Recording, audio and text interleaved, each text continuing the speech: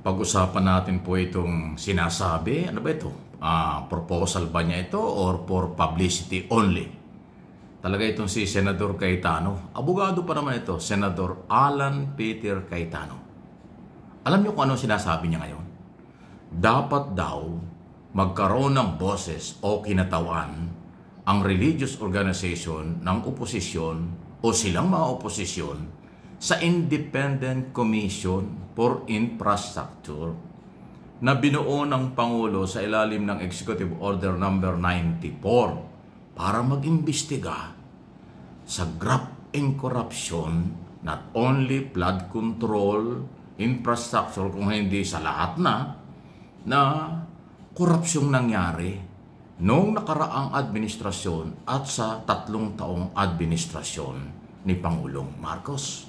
Ay, di ba?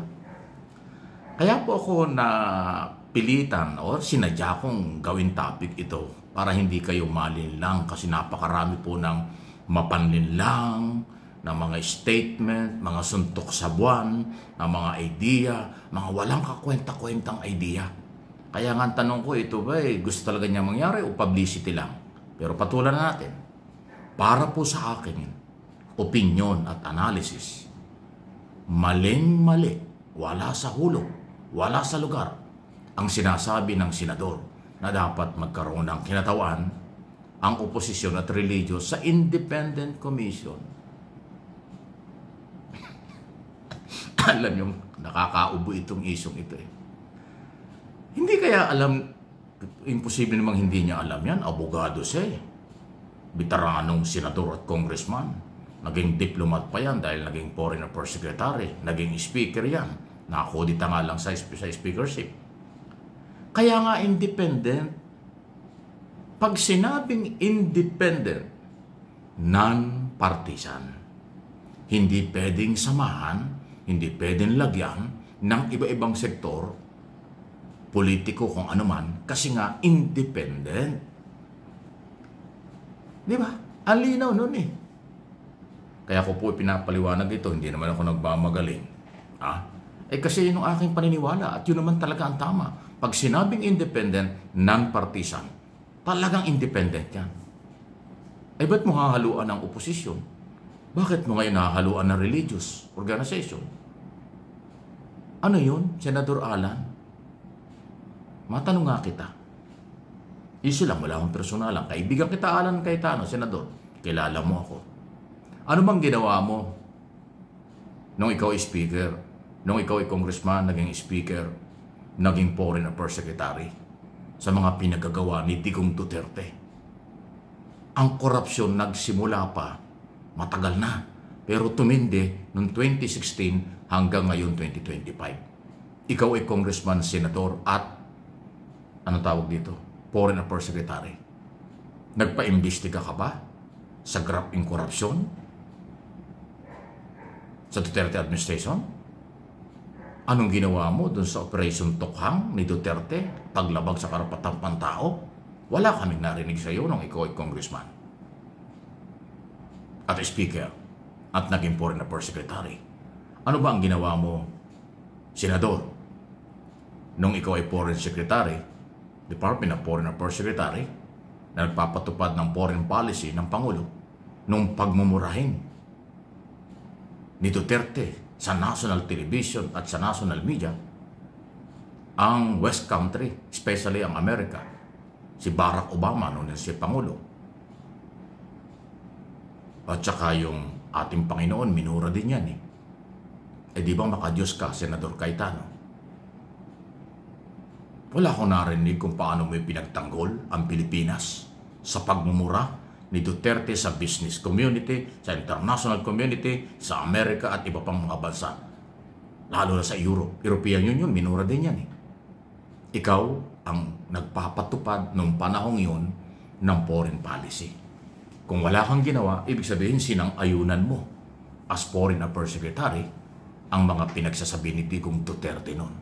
Tapos ngayon, pinipilit at ginagawa ni Pangulong Marcos na gusto ng majority ng mga Pilipino, not only Marcos loyalists, Marcos supporters, ang pagpapaimbestiga at kapagkasuhan, bawian ng pera at kayamanan ng mga corrupt government official including senador, congressman, taga-executive department at kontraktor. Ngayon gusto mong maglagay pa ng kinatawan sa independent commission? Ano yun? Alam mo, walang personalan issue lang. Ikaw, Senator Cayetano, ang dami mo mga sinasabing sablay. Ikaw rin yung kasama doon sa 15 senador na gusto mo interim release, si Duterte. Alam mo naman suntok sa buwan, ano nangyari sa inyong resolution? Garbage, di ba? Ikaw rin yung promotor or kasama ka doon. Ikaw pa rin nag-motion na ibalik sa Kongreso yung impeachment, article of impeachment ni Sara Duterte. Nakinatigan din ng mga kasamahan mo senador. O anong nangyari? Nabitin. Hindi nabigyan ng pagkakataon si Sara until now na ipagtanggol ang sarili. Hindi rin nakita ng taong bayan kung paano ginastos ni Sara ang confidential fund at paano nagkaroon ng korupsyon sa Department of Education noong mga panahon yun. Ikaw rin ang mga nasa likod nito eh. So, issue lang ito dahil ikaw ay public servant, senador ng Republika. Ang aking topic at pinag-uusapang inire-report ko sa mamamayang Pilipino dito sa aking mga followers, subscribers at viewers ay kung ano ang mga ginagawa mo, sinasabi mo at pinagdaanan mo. Yun lang yun. Hindi ito pamimersonal. Nakapagtataka lang na yung simpleng independent, parang gusto mo kaming palusutan. Non-partisan niya yun eh. Ulitin ko. Hindi binuo ng Pangulong Marcos sa ilalim ng Executive Order number 94 ang komisyon para magkaroon ng kinatawan ng lahat ng sektor. Yan ay exclusive nakapangyarihan ng Pangulo. Kaya nga yung ICI, Independent Commission for Infrastructure, Office of the President. Hindi yan under ng Ombudsman, hindi yan under ng Senado at Kongreso, hindi rin under ng Supreme Court, hindi rin yan under ng Department of Justice o kahit anong ahensya ng gobyerno, maliban sa Office of the President. Kasi nga, independent. Di ba? Kita mo walang politikong kasama doon. Kasi nga, pagka nagyan ng politiko, non-partisan niya eh. Kita mo walang kung sino mang kasama doon. Isang retired justice na si Andy Reyes, ang chairman. Isang dating public works secretary, hindi yan politiko. Si Singson.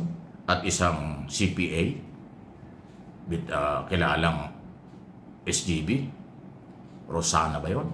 Pardo? O di ba sila? Wow! Sana po ay huwag kayong paninlang. Maraming gimmick for publicity only. Maraming sinasabi na baka makakalusot. Pero hindi ako nagyayabang. Nagpapaliwanag lang tayo. Aba, pag tama, tama. Pag mali, mali. Pag sablay, sablay talaga.